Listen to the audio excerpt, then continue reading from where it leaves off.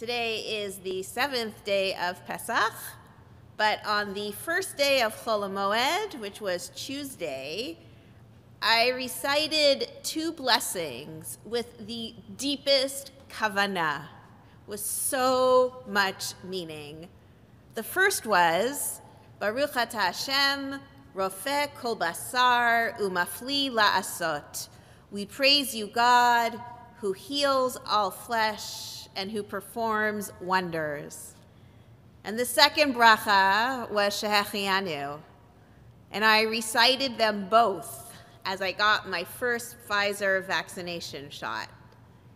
Thank you, God, for enabling the scientists and the researchers to create a vaccine in record time. And thank you, God, for enabling me to make it to this moment. Most of the time, I recite blessings and participate in Jewish tradition with kavanah, appreciating and understanding the meaning. For example, at Pesach, during the Seder, I really appreciate when we break the matzah at Yachatz, acknowledging that we're all broken. For each and every generation, everyone who sits down for a Seder is broken in some way. That's a step of the Seder that I take really seriously. Another example is that while I don't actually watch, I always cry at a bris, even when my role is there as rabbi with a family I don't know. And it's not because of the snipping, but it's because of the connection to those who came before us and our ongoing covenant, even in this day. It always gets me. At this point in my life and in my rabbinic career, I understand most of the mitzvot that we do. But there are some that I do by rote that just don't usually have great meaning for me. Included in this list is counting the Omer, Sfirat HaOmer, when we count the days from Pesach to Shavuot. It isn't even something I ever did until rabbinical school. And when I started counting the Omer, it was just a game, a competition. Who's still counting Sfira with a bracha? No meaning, it was just something added to do. That's how I felt. And friends, here is one of the challenges with counting Sfirat HaOmer.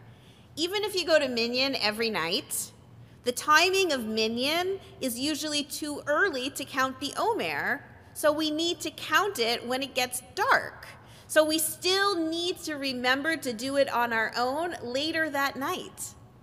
The key word is we need to remember. Now, a number of years ago, I'm letting you into my inner world right now, don't tell anyone. A number of years ago, my friend Rabbi Manis Kogan, he was the rabbi that came here to install me, he gifted me with a laminated card with Bart Simpson on it, at a chalkboard, and the words, "I will remember to count the Omer." And that's what it looks like. Cantor Sydney's getting up to see it right now. And it's written on the chalkboard over and over again. And between Pesach and Shavuot, I kept that laminate card in my bathroom under the mirror so that if I forgot to count earlier at like 9 or 9:30, I would remember to do it when I removed my mascara and I brushed my teeth. Last night, however, Shabbat on the floor was 6 o'clock, I ate dinner, then I fell asleep on the couch. I never made it there. I will say, when I woke up at 2 o'clock in the morning, I said, need to count Sfira, and I counted the Omer around 2 a.m. But what I would do on a normal occasion when I would see Bart Simpson is I would say the traditional formula. I would stand up, because I'm standing anyways, Hineni muchanim zuman lekayem mitzvat aseh shel Sfirat HaOmer kemo shekatuv b'Torah u'sfartem lechem mimocharat haShabbat miyom aviachem et omer atnuva sheva Shabbatot mimot tiyana ad mimocharat haShabbat hashviit yisperu 50 yom. And that's how I say it usually, with not much kavanah. I'm just kind of saying the words.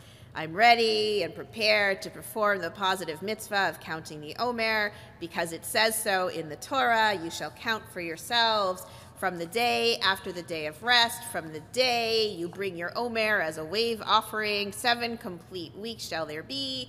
Until the day following the 7th week, you shall count 50 days. And then I would say the bracha.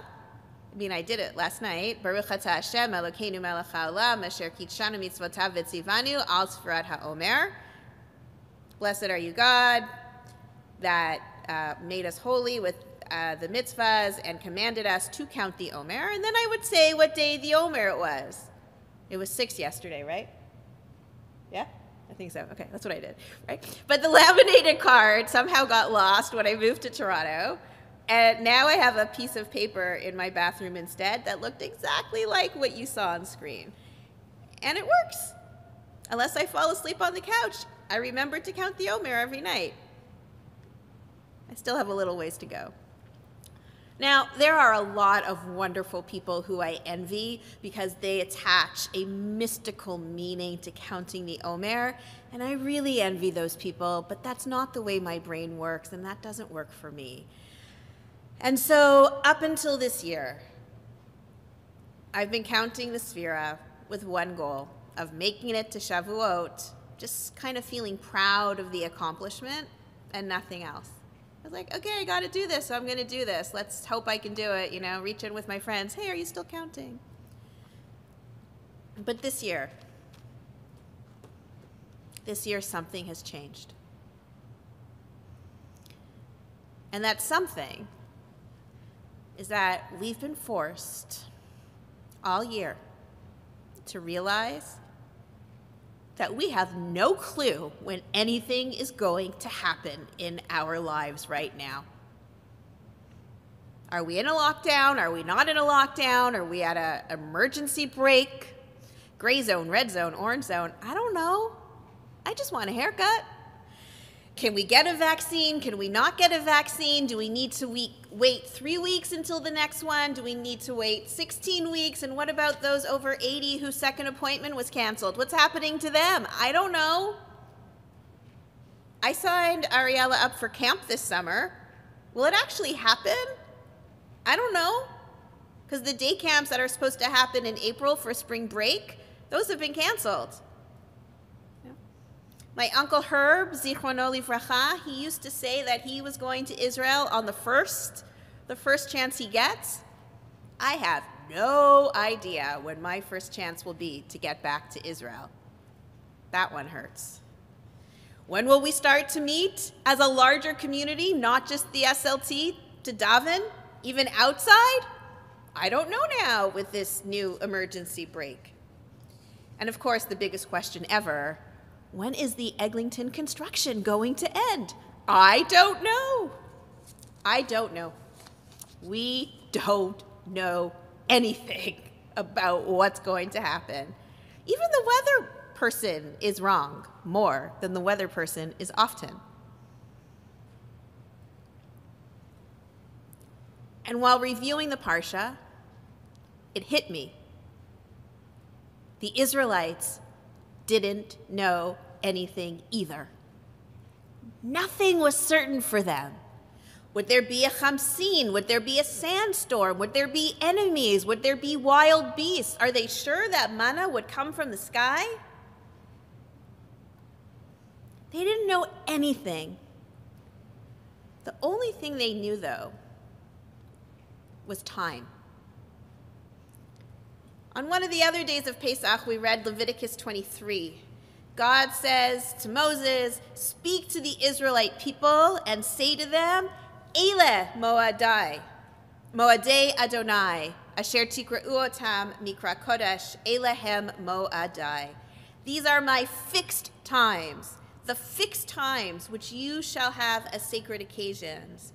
And we read about Shabbat, and we read about holidays, and we read about Pesach. We read, Bayom HaRishon Mikra Kodesh Yelachem Kol Melechet Avodah Lo Ta'asu. On the first day you shall celebrate a sacred occasion. You shall not work. Uvayom HaShvi'i Mikra Kodesh Kol Melechet Avodah Lo Ta'asu. The seventh day shall be a sacred occasion. You shall not work. And then we skip a few verses and we read that formula for Sfirat HaOmer. Usfartem lachem imocharat Shabbat miyom aviachem et omer tnufa. You shall count those days week after week until you get to the 50 days. And we skip a little bit more and then we read Ukratem be'etzem hayom hazeh mikra kodesh iyeh lachem kol melachet avodah lo ta'asu chukat olam b'chol moshvotechem ledorotechem. On that same day, Shavuot, you shall hold a celebration. It shall be a sacred occasion for you. You shall not work at your occupations. This is a law for all time in your settlements throughout the ages. And so in the wilderness, the time of the Torah, during that first time of counting Sfirat HaOmer, the Israelites were given something to look forward to, something to prepare for. They knew something was going to happen, and they knew what to expect on that day, 50 days from the first Pesach. We don't have that in our secular lives right now. We never know what's going to happen right now. But we do have Shabbat every week to prepare for. And we do that by ensuring that we have challah and wine and a nicer meal and hopefully no phones at the table. You know, this year I have no clue what the next 6 weeks are going to bring. When I started thinking about this drasha, I didn't know that we'd be on this emergency break for 4 out of these next weeks. I don't know. But I do know that 49 days after I started counting, it's going to be Shavuot. And it's going to be a sacred occasion.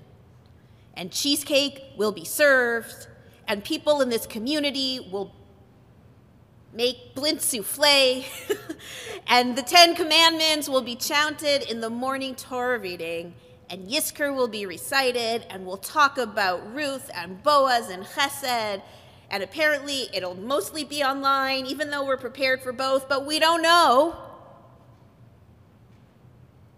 But we know about the Chesed and the Boaz and the Ruth and the Yizkor.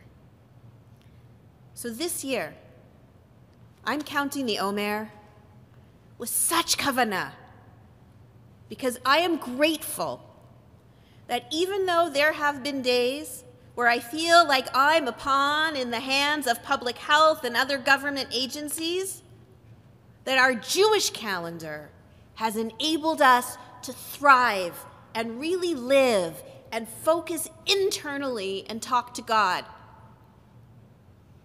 I encourage all of you to count the Omer each night before bed. When we lay down and our insecurities try to get the best of us, remember that we do have what to look forward to, and that is receiving Torah once again on our next festival, on that sacred occasion, the one that we are counting towards, which is called Shavuot. Shabbat Shalom and Chag Sameach.